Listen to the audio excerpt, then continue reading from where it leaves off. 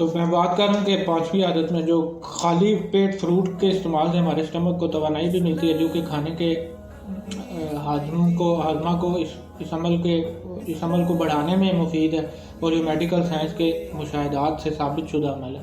ٹھیک ہے. اب چھٹی سنت اور طریقہ سنیں. آپ صلی اللہ علیہ وسلم کے جو ہے کھانے کے فوراً بعد پانی نہ پیتے، نہ پینے کی تلقین بھی نہیں کی انہوں نے. ٹھیک ہے. اور منع کیا. آپ صلی اللہ علیہ وسلم کھانے کے فوراً بعد کبھی پانی نہیں پیتے تھے.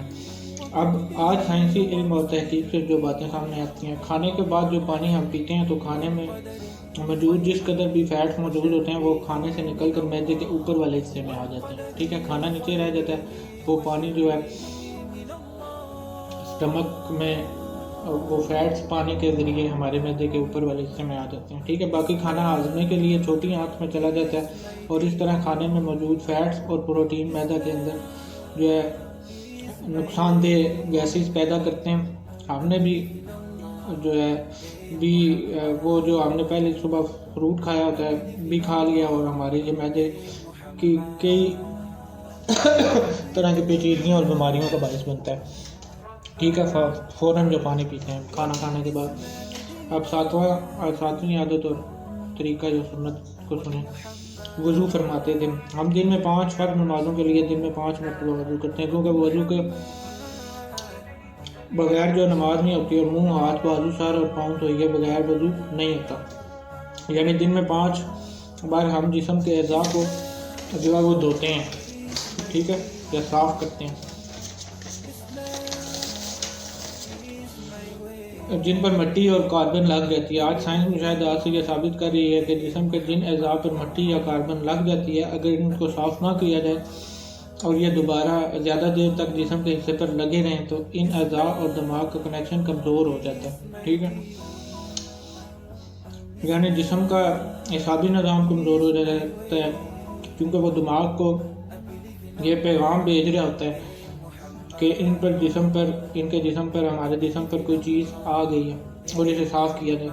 ٹھیک ہے. اب ایک انسان صبح ایک دفعہ منہ دھوتا ہے اور پھر رات واپس آ کر منہ دھوتا ہے رات کو، تو اس کے اعضاء اور دماغ کا جو تعلق ہے وہ کمزور ہوتا ہے، پھٹتا جاتا ہے. اب اسلام دین جو ہے آپ کے دن میں 5 وقت اعضاء کی صفائی کی تربیت دے رہا ہے. ٹھیک ہے. روز ازل سے، جب سے دین محمد صلی اللہ علیہ وسلم کا وجود آیا. آپ صلی اللہ علیہ وسلم کی 8ویں عادت اور سنت مبارکہ کو سننے کے. آپ صلی اللہ علیہ وسلم جو ہے جلدی جو ہے سو جایا کرتے تھے. ٹھیک ہے. مطلب عشاء کی نماز پڑھ کے آپ صلی اللہ علیہ وسلم سونے کے عادی تھے. اب رات کو عشاء کی نماز ادا کر کے سو جایا کرتے تھے. یہ بھی ایک عادت میں شامل عمل تھا جسے ہم سنت مانتے ہیں. نماز عشاء ادا کر کے آپ صلی اللہ علیہ وسلم کا سو جانا اور صبح جلد اٹھنا، یہ آپ کے معاملات میں شامل عمل تھے. ٹھیک ہے. ہماری بایولوجیکل واچ ہے ہمارے جسم کی، جو ہمارے جسم کے پورے نظام کو کنٹرول کرتی ہے. ٹھیک ہے. منظم رکھتی ہے. جب یہ باہر اندھیرا دیکھتی ہے تو یہ آپ کے جسم کو سونے کا سگنل دماغ کو دے رہا ہوتا ہے ہمارا جسم. اب جسم کی تیاری کو یہ گھنٹے کا یا سونے کے گھنٹے کی تیاری کے لیے 1 گھنٹے کا وقت درکار ہوتا ہے. اب جسم کی تیاری کو کہ اس وقت کو اپنے لازمی سونا ہے. ٹھیک ہے. اب غور کریں اور سمجھیں کہ مغرب اور نماز عشاء کے درمیان وقفہ کتنی دورانیہ کا ہے. 1-1.5 گھنٹہ.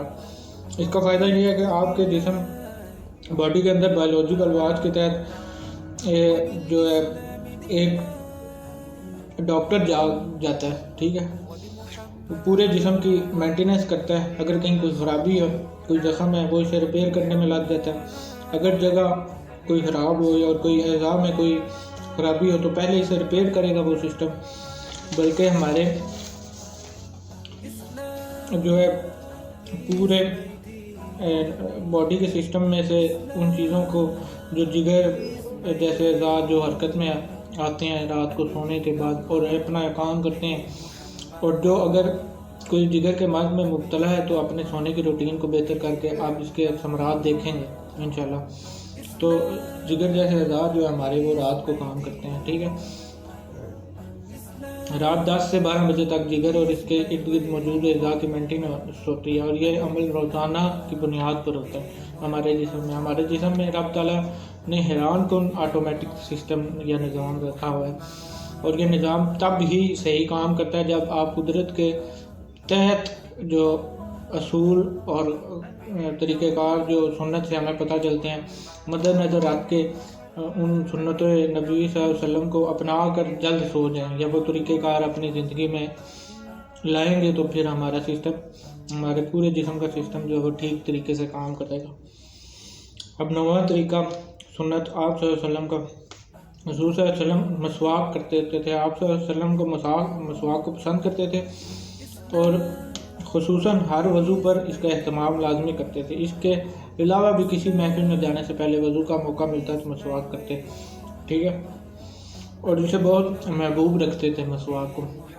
اب ہوتا ایسا ہے کہ جب ہم کھانا کھاتے ہیں تو کھانے کے دوران خوراک کے ذرات دانتوں کو درمیان میں جو پھنس جاتے ہیں، یہ کچھ گھنٹوں کے بعد ذرات جو ہے نرم ہو جاتے ہیں، اور نرم ہونے کے 1 گھنٹہ بعد ان ذرات میں بیکٹیریا پیدا ہونا شروع ہو جاتے ہیں، جس کو ہم کیڑا لگنا بھی کہتے ہیں، جسے بعض دفعہ ہم کیڑا لگنا جانتے ہیں، اور وہ اسی پروسیس کے تحت ہوتے ہیں جو ہمارے دانتوں میں کیڑا لگتا ہے۔ اس لیے کھانے سے پہلے اور بعد میں، سونے سے پہلے اور بعد میں اٹھ کر مسواک کا اہتمام کیا جائے، ٹھیک ہے۔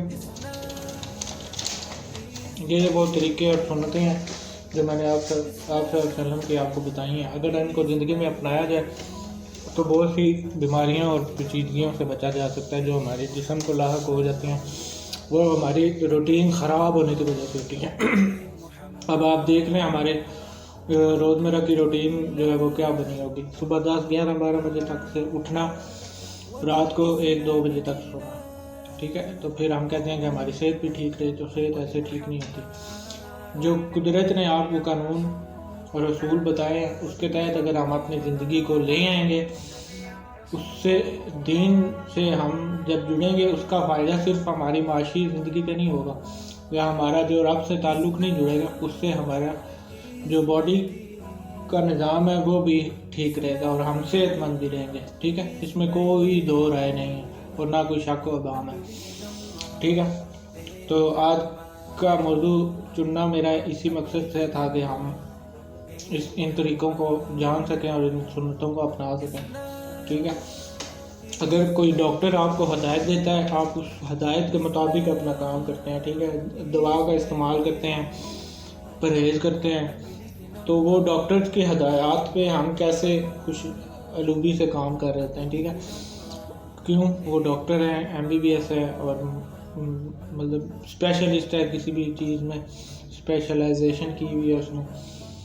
تو ہمارے نبی جو ہیں وہ اس دنیا میں زندگی گزارنے کے حوالے سے یا طریقے سے جو کار جو آپ صلی اللہ علیہ وسلم نے بتائے ہیں، وہ اس میں اسپیشلائزیشن ہمارے نبی صلی اللہ علیہ وسلم نے کی ہے، اور دنیا میں کوئی ایسا انسان نہ آیا نہ آئے گا جو آپ کو اس طرح کے طریقے بتائے یا بتا کے گیا ہو، ٹھیک ہے، جو اتنی پیچیدگیوں سے آپ کو سمجھا کے گیا ہو، مطلب اتنی باریکیوں سے، ٹھیک ہے، ایسا کوئی بھی انسان نہیں آئے گا، نہ آ سکتا ہے۔ تو ڈاکٹر تو ویسے ہی آج کل کی سائنس جو ہے وہ ڈاکٹر کا جو پیشہ تو بظاہر بہت فرشتہ صفت پیشہ ہے، لیکن جب بیچ میں اپنا ذاتی فائدہ یا مفاد شامل ہو جاتا ہے تو وہ نیکی یا وہ فرشتہ جو صفات ہوتی ہیں وہ نکل جاتی ہیں، ٹھیک ہے۔ تو مطلب جیسے رب بھی قرآن میں کہہ رہا ہے کہ جب آپ گناہ کرتے ہیں، کسی گناہ میں مبتلا ہوتے ہیں، وہ گناہ کر رہے ہوتے ہیں، تو آپ میں سے ایمان نکل جاتا ہے، ٹھیک ہے، جو آپ میں ایمان کی حالت ہوتی ہے یا ایمان کی صورت ہوتی ہے وہ نکل کے باہر آ جاتی ہے جب تک آپ گناہ میں مبتلا رہتے ہیں، ٹھیک ہے۔ تو وہ گناہ کرنے کے وقت بھی آپ مسلمان نہیں ہوتے، مومن نہیں ہوتے، ٹھیک ہے۔ تو وہ آپ کے گناہ کرنے کے بعد اگر آپ توبہ کرتے ہیں یا اللہ سے معافی مانگتے ہیں تو وہ واپس آپ کے اندر داخل ہو جاتی ہے، وہ ایمان کی حالت یا کیفیت، ٹھیک ہے۔ اسی طرح سے یہ بھی کام کرتا ہے۔ اللہ تعالیٰ ہمیں حق سمجھنے اور اس پہ عمل کرنے کی توفیق دے۔ اللہم صلی علی سیدنا محمد وعلی آلہ بقدر حسنہ و جمالہ۔ السلام علیکم.